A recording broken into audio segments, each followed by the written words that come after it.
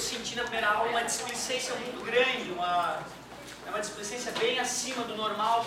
E como também estou exausto, confesso a vocês, no final de ano estou realmente exausto, né? Eu trabalho muito mais do que o ser humano deveria trabalhar para que eu acredite, né, ser saudável, poder viver mais e melhor. Então eu estou esgotado e às vezes eu acabo vendo uma pessoa ou outra deitadinha ali dormindo e não vejo mais a necessidade da energia que você gasta de, oh, porra, deixa de ser vadio, a vida vai dar merda e tal. Mas deixa eu te contar, minha irmã, que sabe, ela estudou um pouco mais que eu, né? Ela ganha umas 4 vezes mais que eu por hora. Ela viaja muito. Estudou mais, né? Ela é juíza federal, então botou a bunda na cadeira, ficou estudando até passar no concurso. Eu vi ela chegando no trabalho, ano após ano, ela chegando no trabalho, de 6 a 8 horas de serviço, e em vez de ver televisão e curtir, ela comia e botava a bunda na cadeira e ficava estudando 1 ou 2 horas. 1 ou 2 horas por dia depois de 6 a 8 horas de serviço. Eu vi ela fazer isso durante anos. Por isso me orgulho muito, raçuda. A galera pode falar, ah não, é porque ele é inteligente. Tu fala com uma pessoa inteligente depois que ela passou anos com a bunda na cadeira estudando nem a retardada. Aí ela parece inteligente. Ela faz o quê? Ela é juíza federal. Certo? Ela fez um concurso público, né, para juíza federal. É o cara que decide quem vai para cadeia e quem não vai. Ela é entidade, né? Ela é entidade pública, ela não pode ser demitida. Se ela for Depois demitida, não, assim, ó, né, o Lala era o juiz federal, que na hora que estava começando a passar de Ferrari por aí, a galera prendeu o Lala, né?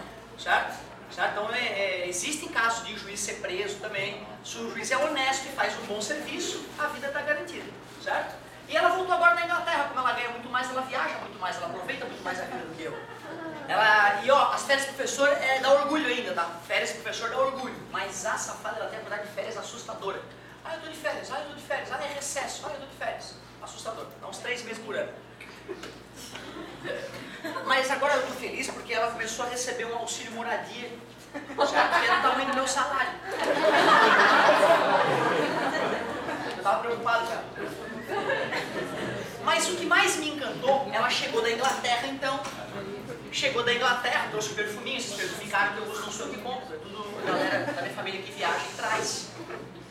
E como é que foi a viagem? Ah, Paris estava legal, pô, Paris está complicado de andar na rua, muita abordagem, sabe, tem uns bandidos chegando junto, se o cara não for safo e não ler antes lá, né, como sair das enrascadas, o cara pode se arrombar. E a Inglaterra, lá, a Inglaterra, putz, é inacreditável, cara, tu anda naquele chão quilômetros, tu fica procurando um papel, e tu fica procurando um lixeiro, mas não tem lixeiro e não tem papel na rua. Tu fica procurando um cocô de cachorro, não tem, é assustador, dá pra lamber o chão. E aí eu tenho uma prima que tá morando lá, então ela foi muito bem acolhida, e tem 2 priminhos lá, né, um de 11 aninhos, eu acho, a outra de 9 aninhos, uns amores. E aí eu perguntei na hora, né, e a escola? Primeira coisa que eu perguntei, e a escola? Ah não, o menino vai de terno todo dia ele vai de terno. E aí eu falei isso numa outra turma esses dias, a galera, coitado. E eu recentemente estava escutando uma reclamação de uma aluna que ficava puta que a coordenação, não pode usar shortinho, não pode usar roupinha colada. Meu querido, na tua idade só pensava em putaria. Via uma menina gostosinha com a roupinha colada e passar a tarde inteira me masturbando pensando nela. Agora tu vem de sacanagem. Tu mostra pro teu pai, tá? Tu mostra pro teu pai isso. Agora tu vem que é frescura, roupa, pode usar qualquer roupa. Ô caramba! Tem que vir bem vestido, porra! Pra não se distrair. Aí eu fiquei feliz. Porque na hora que ela me falou o seguinte, Otávio, ela contou uma coisa que eu fiquei de cara.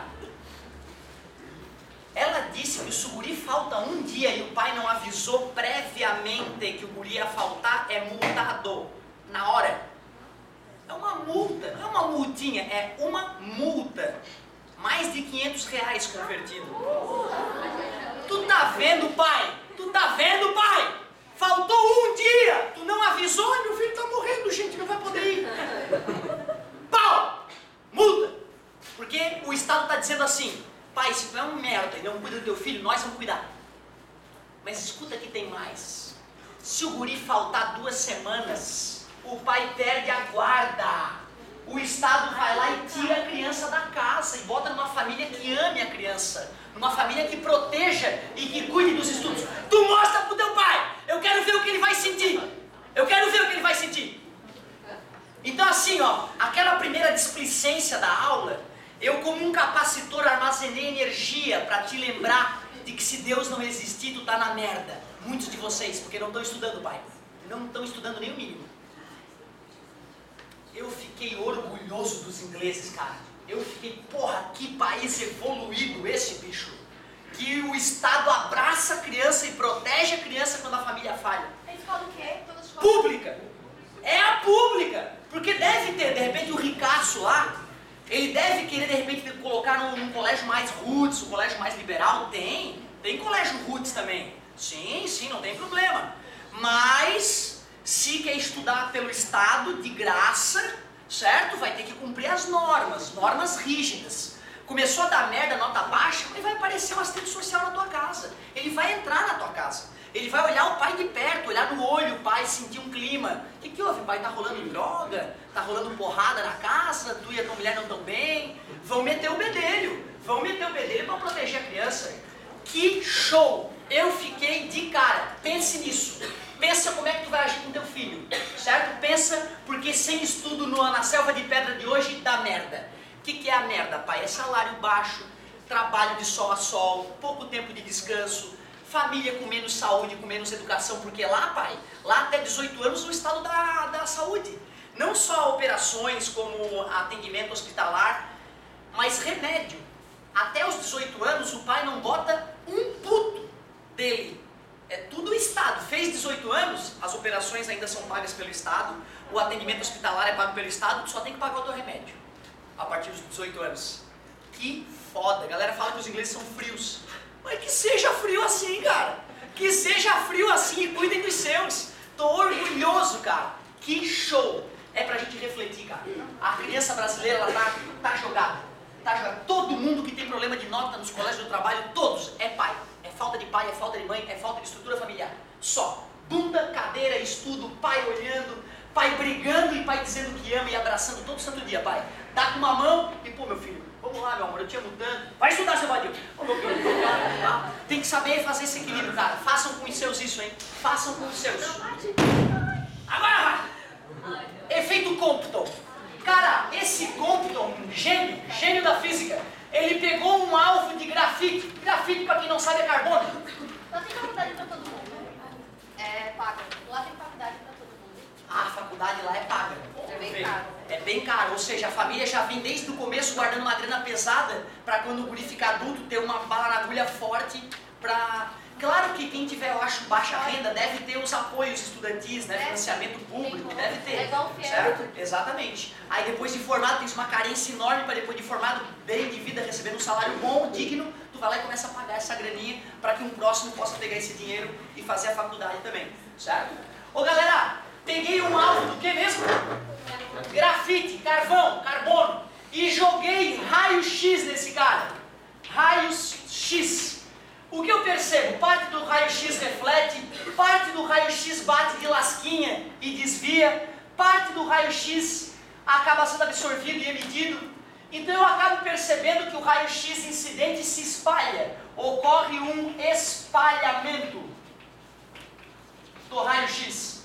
O Compton pegou uma cornetinha para poder medir esse raio-x e ele media a intensidade do raio-x para vários ângulos diferentes aqui.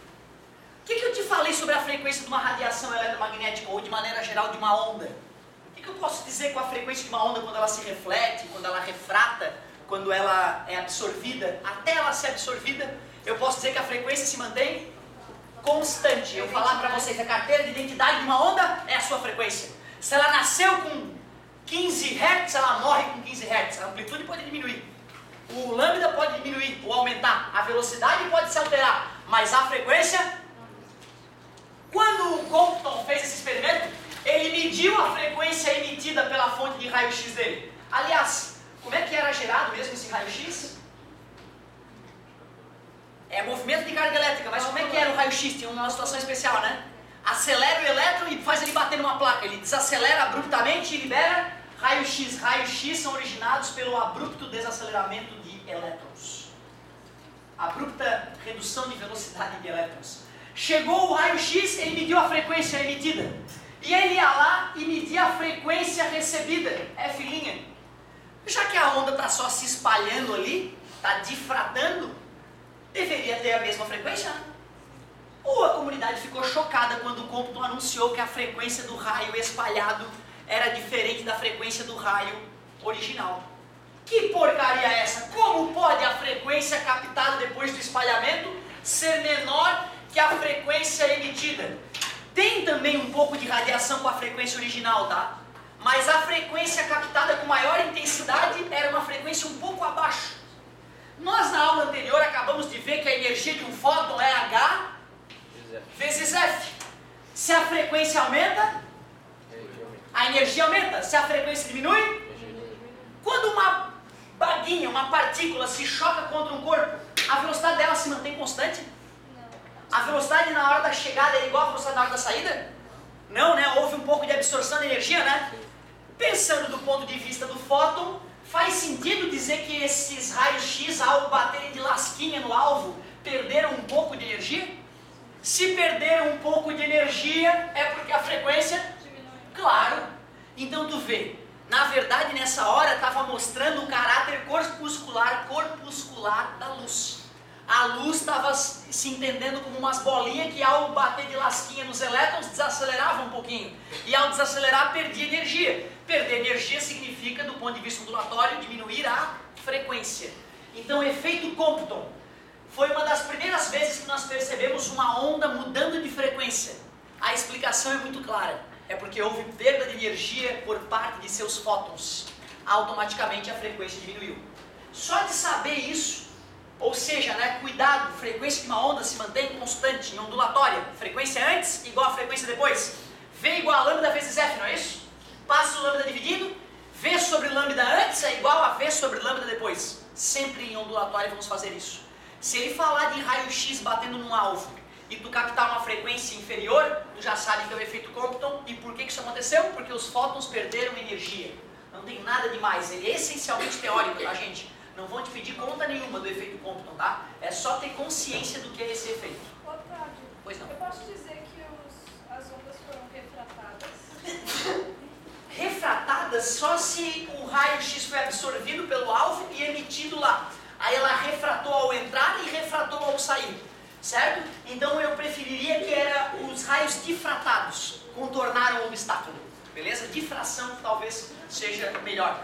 Ah, esse Compton aí, o que isso aí tem a ver com a minha vida, professor? Não tem nada a ver com a minha vida. Antes do Compton, as máquinas de raio-x eram ridículas, não dava para ver nada do osso direito. Depois do Compton, a galera entendeu como é que a gente deve fabricar a máquina de raio-x para que a imagem gerada pelo raio-x seja mais precisa, mais brilhante, mais nítida. Então esse cara tem um efeito direto na tua vida, né?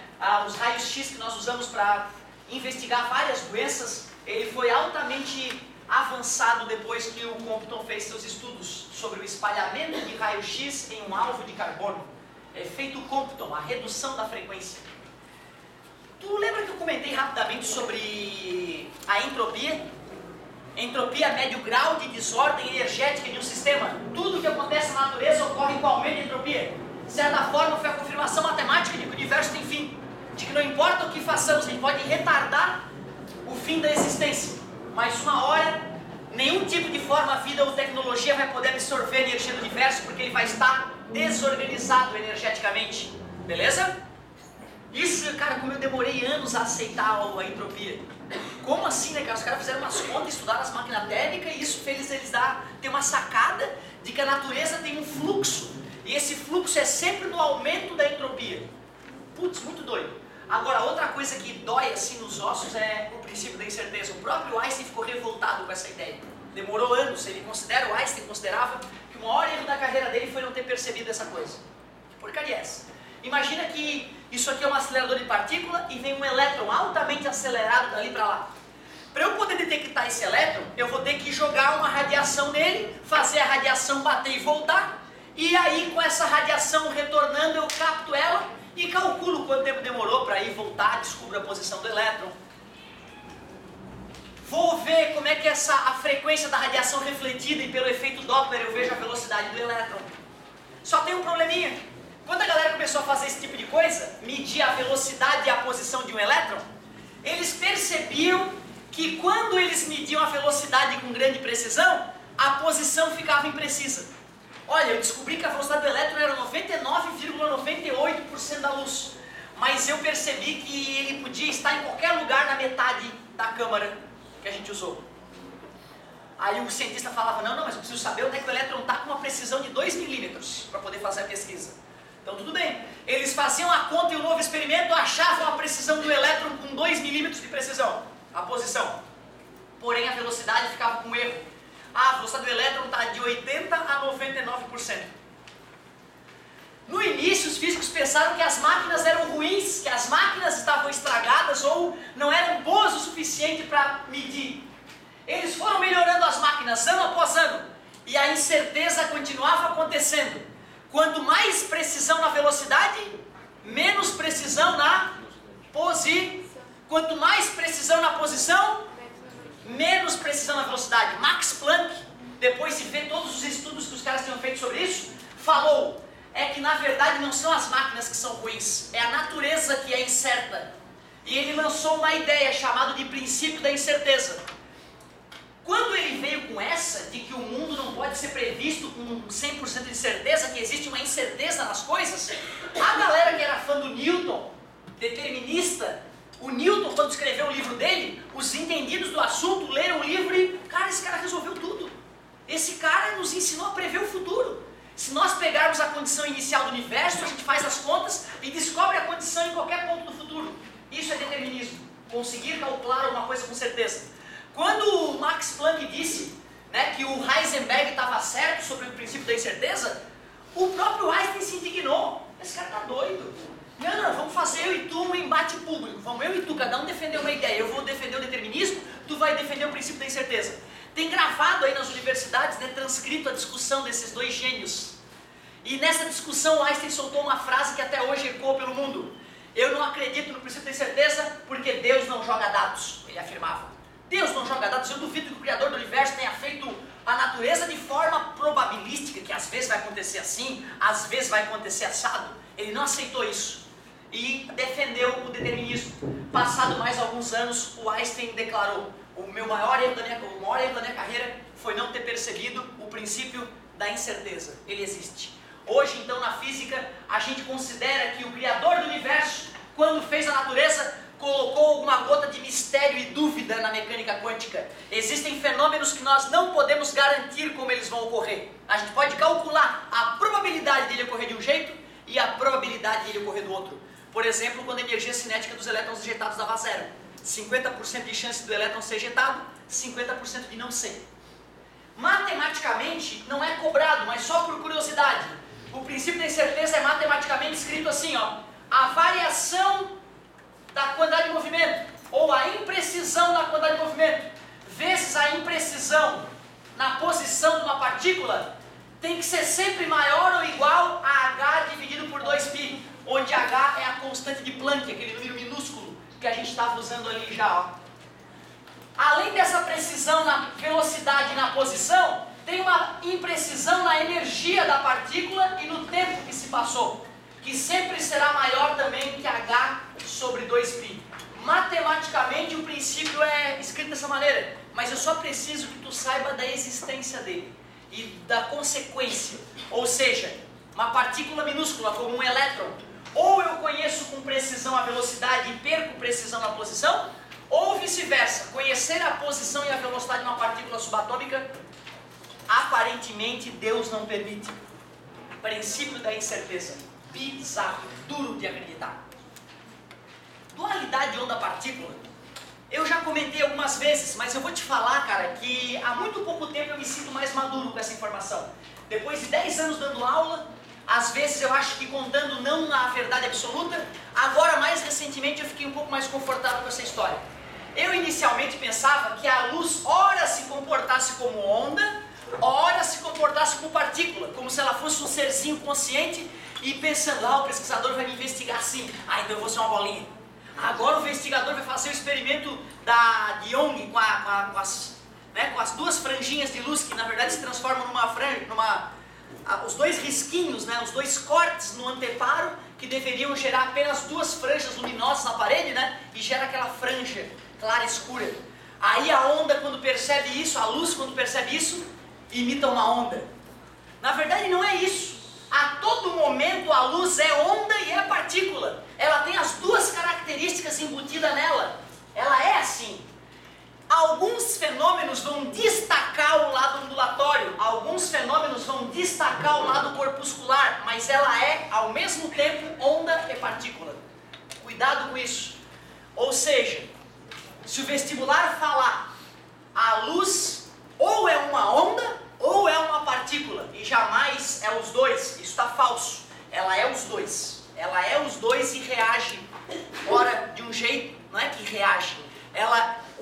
Essa característica dual, ora é denunciada para um lado, ora é denunciada para o outro, mas ela é uma entidade dual.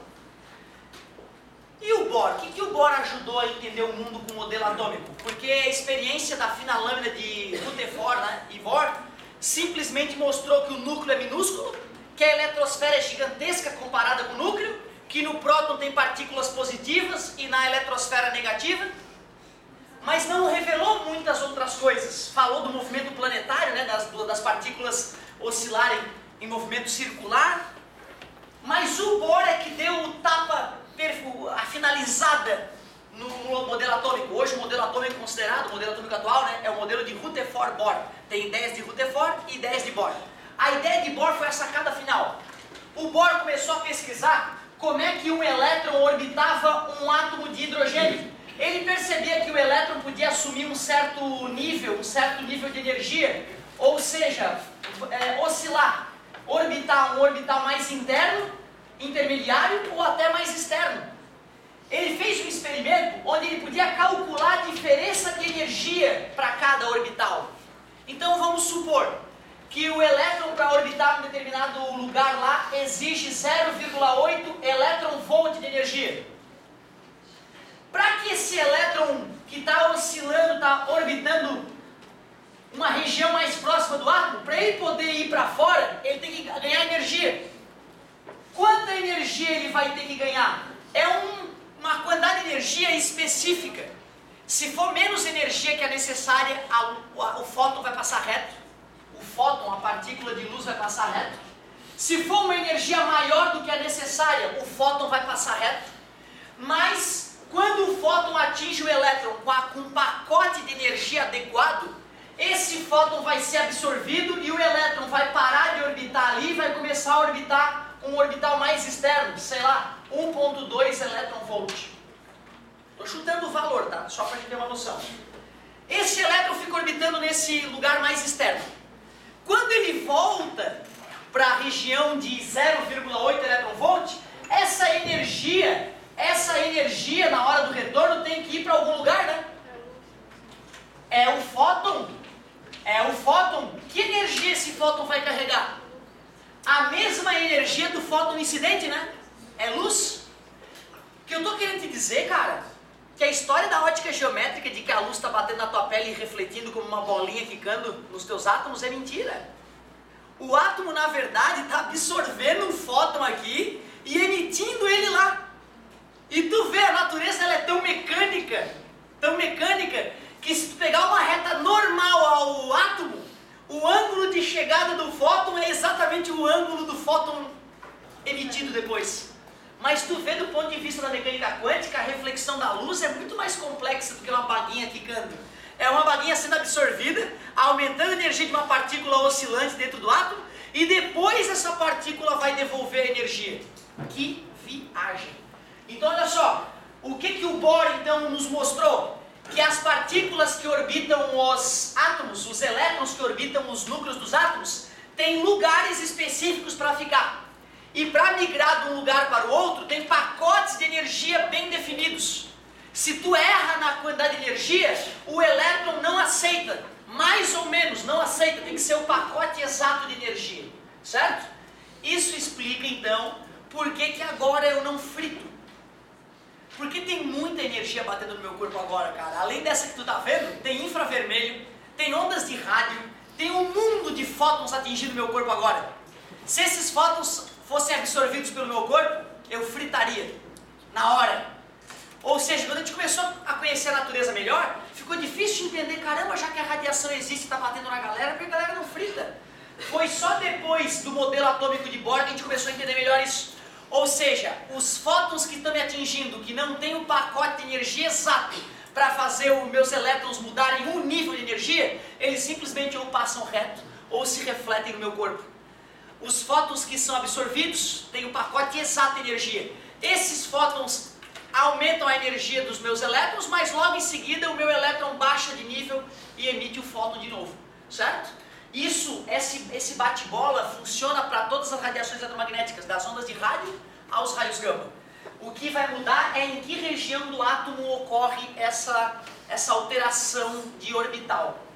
Bohr mostrou que o átomo é uma entidade quantizada, que envolve quantidades específicas, né, de energia, não valores quaisquer, como se pensava antes. Feito esse comentário, eu vou pegar uma questão de cada tipo para a gente resolver, certo? Uma questão que envolve desde a energia do fóton ao efeito fotoelétrico, para a gente discutir. O amigo me apresentou um livrinho da UFSC, eu gostei de uma questão lá de efeito fotoelétrico.